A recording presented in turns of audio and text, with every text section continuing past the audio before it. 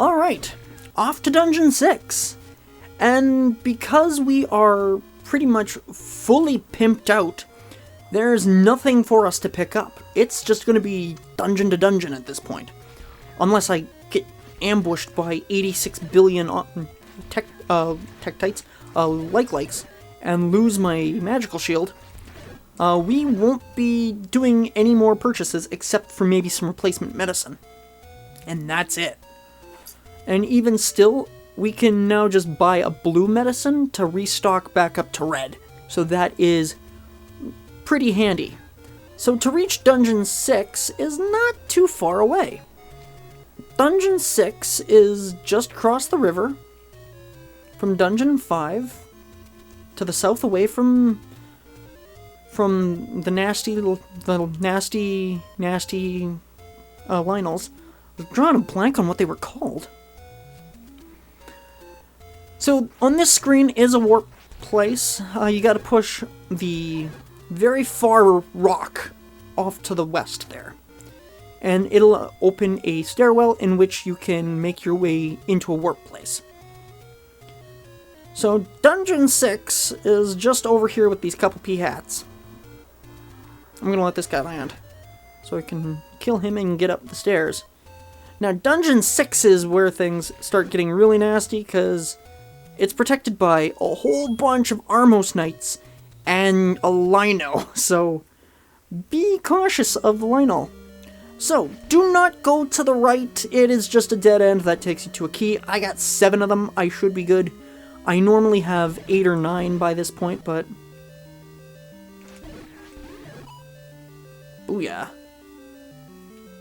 Not even worried about it.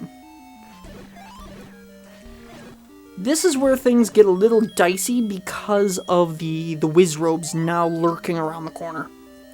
And they become very, very aggressive come Dungeon 9. As Dungeon 9 is full of Wizrobes, and that's one dungeon I'm not looking forward to. Because Dungeon 9 is very big, very dangerous, very confusing. And if you're not ready for Dungeon 9, you can and you will get lost. And you will be ambushed by Wizrobes and likes. And... Ooh, I want to stay away from the disco ball. Wizrobes are one of those enemies that will just shoot little energy projectiles at you. You can block it with the magical shield, but try not to get bombarded by Wizrobes, as Wizrobes can be very, very dangerous and very hard to kill. The blue Wizrobes are the most dangerous, as the Wizrobes, especially the blue ones, have a grand total of 10 HP. Just like the Pole's Voice, but you can kill the Pole's Voice in one shot with the arrows. But the blue Wizrobe and the red Wizrobe do 2 damage. The blue ones do 2 damage. The red ones do 2 damage. And they do 4 in second quest. Blue Wizrobes do 8 damage overall. So they can be very, very scary when fighting. Ah, that Gleeok just messed me up. But you noticed it had 3 heads, so it had 15 HP. So this room isn't too terribly dangerous, especially with the water right in the middle. So you can kind of just hang out here and just wait for the enemies to come to you. So this dungeon, as you can see, Dungeon 6 can fit the Manji in it. However, Dungeon 4 was called the Snake. Dungeon 5 is called the Lizard. Personally, I don't see how that's a lizard. I really don't.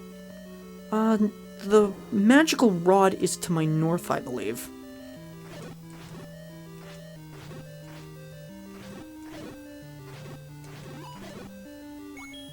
I believe.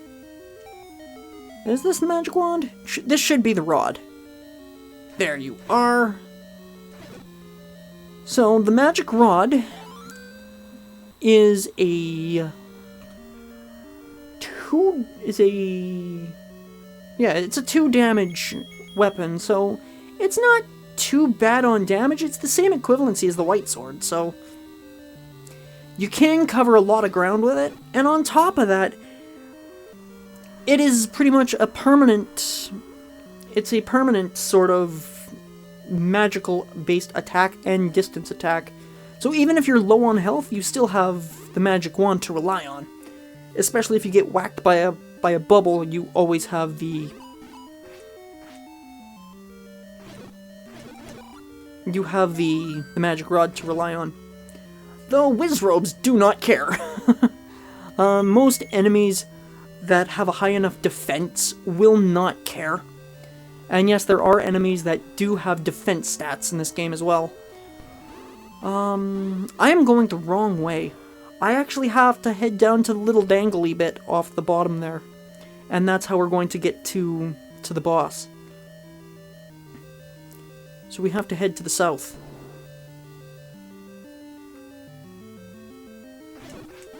Give me that key.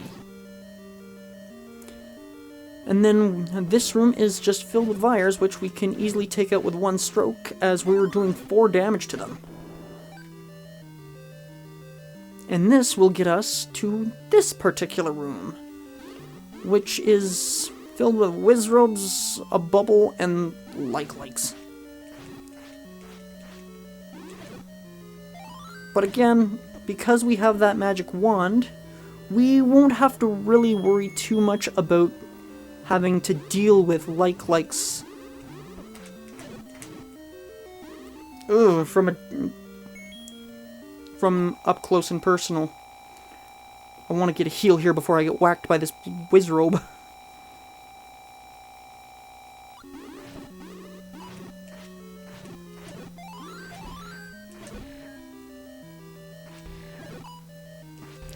Thankfully, the bubble doesn't do damage when he contacts you. He just disables your sword, so you don't really have to worry too much about dying from a bubble. It's just everything else in this game. Okay, we're going to get our arrow ready, because we got 60 arrows here that we can play with. So from here, I would just suggest ignoring the enemies. Especially in this upcoming room, because just behind everything is a locked door. So we don't really have to worry about fighting the Wizrobes. Gotcha. So that was Goma. Goma only has 1 attack, and that's a projectile. Goma has 2 HP, but its defense is through the roof. It has 6 HP if it's blue, its body does 4 damage, and its fireball does 2.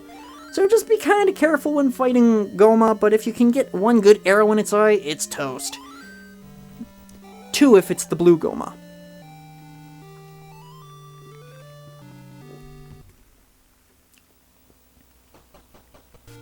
Alright, to Dungeon 7. And because we're already fairly close to Dungeon 7, we don't really have to worry about going too terribly far to reaching it. All we gotta do is kind of backtrack through the graveyard, through the Lost Woods, and we're there. So getting to Dungeon 7, real quick, real painless. And then dealing with Dungeon 7 isn't too bad either, as Dungeon 7 is just an enemy gauntlet.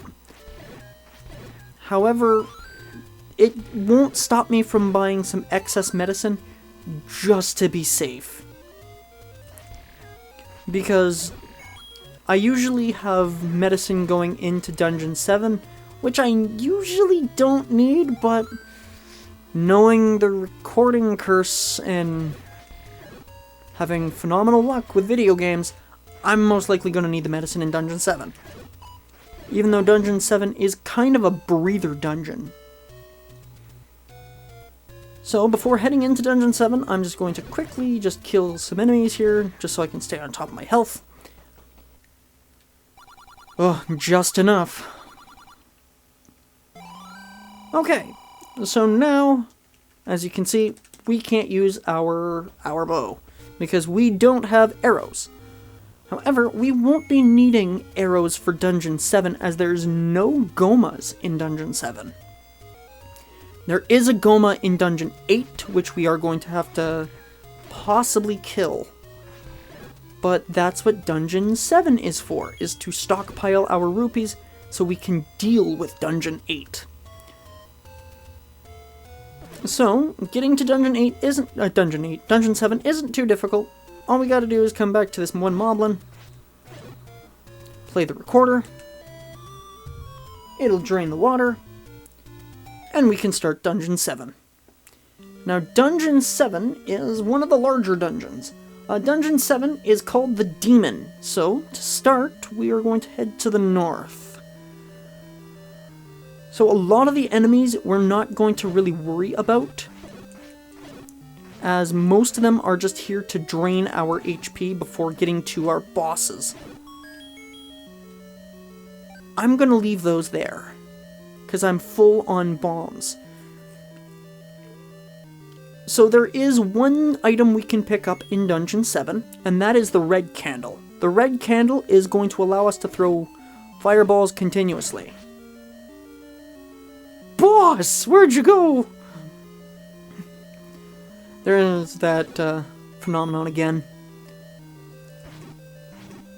So blue Gorias are the most dangerous. They do get bundled with having the magical boomerang, which is the most damaging out of them all. There's a secret in the tip of the nose. This is actually not supposed to even be here. This secret makes 0 sense. Because there is no secret in any nose of any dungeon. This hint was originally supposed to be Spectacle Rock is an entrance to death.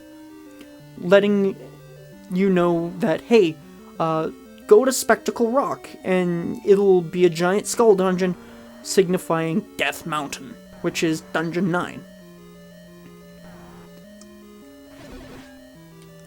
Stelphos. I remember when you used to be kind of a threat. But that was back when, during my first couple playthroughs of this game. Alright, let me see here.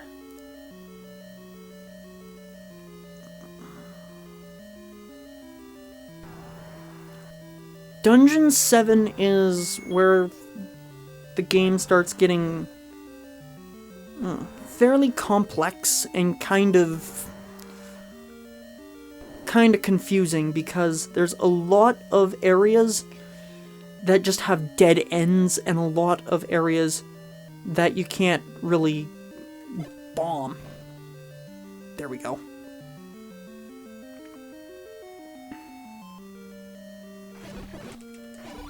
Stalfos aren't really a threat until, like, second quest, so you don't really have to worry about the Stalfos, because Stalfos start throwing sword beams, and they can attack you from a distance, and those sword beams can do 4 damage. So you don't want to get on the bad side of a Stalfos, as silly as that sounds. No, I don't want the candle. I want this.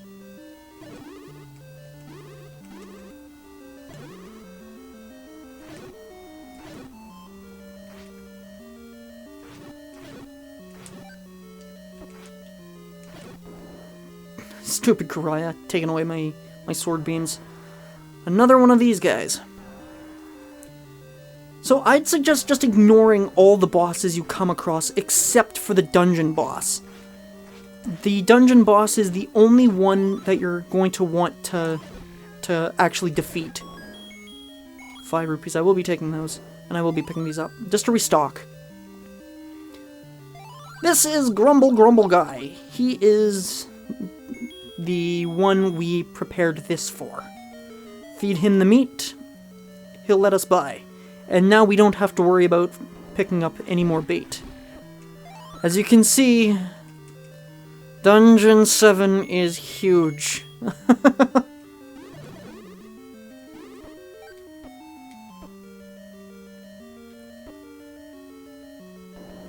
I'm just gonna walk by these guys. I'm not gonna bother. Ah, another room full of Gorias. Ouch.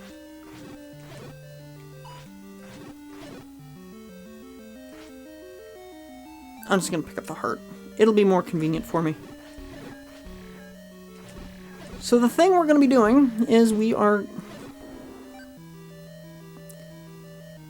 Whenever I try to swing my sword, I always get popped in the mouth. We are going to make our way to pretty much the far end of the dungeon. Ooh, $5. Don't mind if I do. As the far end of the dungeon will take us to where we need to go. And at this point, I really don't need the red candle. I believe I bombed to the south, actually. No, so this is just a dead end. Awesome! Like I said, some of this dungeon just leads to a complete and total useless dead end that holds absolutely nothing. What I was supposed to do is I was supposed to bomb here. This will take us to the eye. And this will get us to the red candle upon killing all these enemies. So we may as well pick it up while we're here. So I'm going to restock on my bombs again.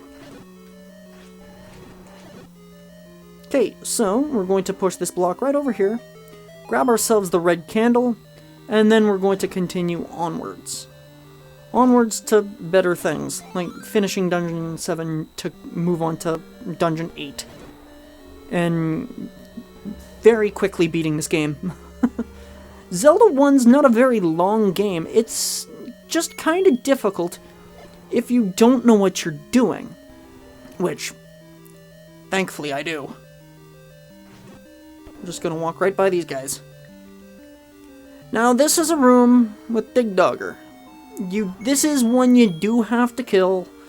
So, play the whistle. He'll split up into 3 smaller Dig Doggers. But if you can catch all 3 of them in a sword swing, most of them will just fall. 3 more Dodongos. I wouldn't suggest killing any of them. Just ignore them and carry on. Now this room. This is a room that really, really sucks. Because you're in a room with bubbles, which contain the worst enemy in the game. No more? No more! Perfect. The Wall Masters really suck, because if they catch you, they'll take you to the entrance of the dungeon. And if you're lost, you're not finding your way back into where you were. Thankfully, Dungeon 9 does not have Wall Masters, because if it did, oh, that place would really, really suck. So, just beyond this wall is our next boss fight. Aquamentus! But now he goes down in 1-2 shots, just like he did the first time. He's just as simple here as he was then. So, same rules still apply. Don't worry too much about Aquamentus, as he's kind of a joke.